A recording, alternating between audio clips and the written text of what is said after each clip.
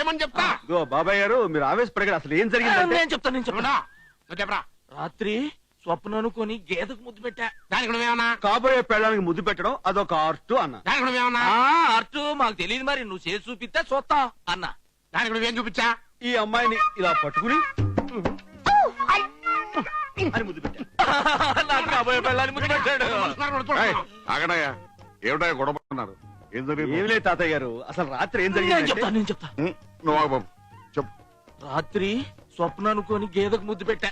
నువ్వేమన్నావు? కాబోయే పెళ్ళానికి ముద్దు పెట్టడం అదొక ఆర్ట్ అన్న. నువ్వేమన్నావు? అర్టు మాకు తెలియదు, మరి నువ్వు చేసి చూపిస్తే చూస్తా అన్నా. మరి నువ్వేం చూపించావు? ఈ అమ్మాయిని ఇలా పట్టుకుని అని ముద్దు పెట్టా. మళ్ళీ నాకు కాబోయే పెళ్ళాన్ని ముద్దు పెట్టాడు. ఇగో బాబా, ఇప్పుడు నువ్వు నా కొడుకు అనుకో, నా కొడుకు నువ్వు అనుకో. ఇప్పుడు చెప్పు,